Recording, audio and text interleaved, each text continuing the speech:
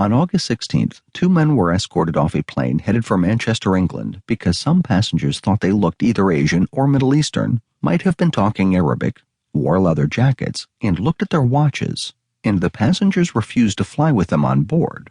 The men were questioned for several hours and then released.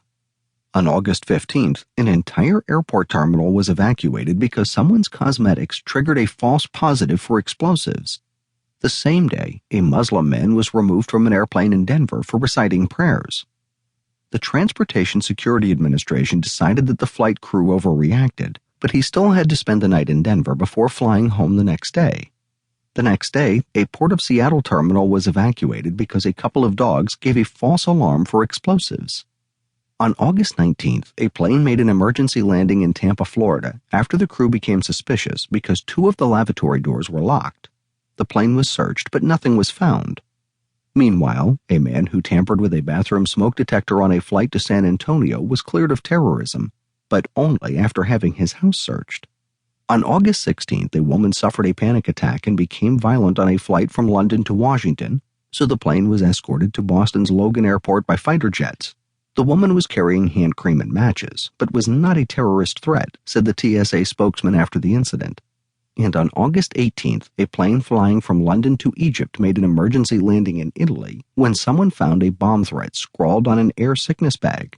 Nothing was found on the plane, and no one knows how long the note was on board. I'd like everyone to take a deep breath and listen for a moment. The point of terrorism is to cause terror, sometimes to further a political goal, and sometimes out of sheer hatred. The people terrorists kill are not the targets. They are collateral damage, and blowing up planes, trains, markets, or buses is not the goal. Those are just tactics. The real target of terrorism are the rest of us, the billions of us who are not killed but are terrorized because of the killing. The real point of terrorism is not the act itself, but our reaction to the act, and we're doing exactly what the terrorists want. We're all a little jumpy after the recent arrest of 23 terror suspects in Great Britain.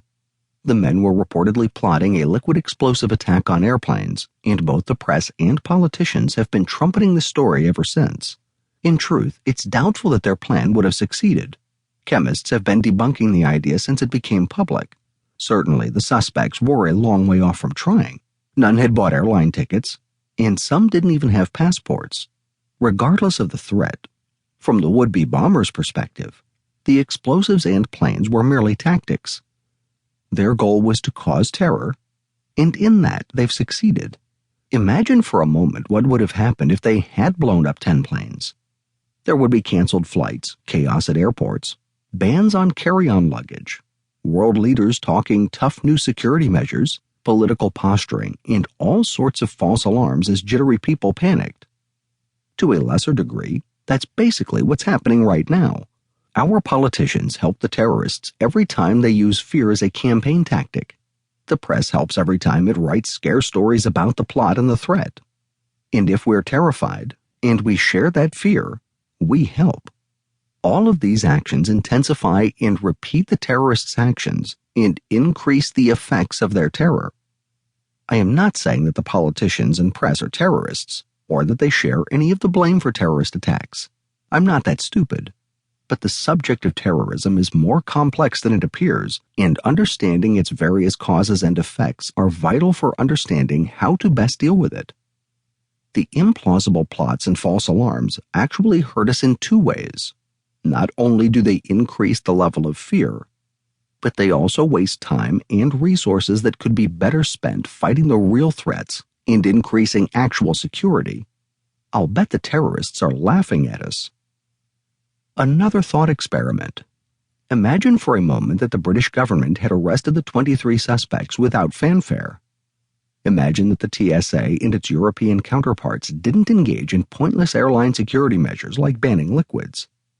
And imagine that the press didn't write about it endlessly, and that the politicians didn't use the event to remind us all how scared we should be.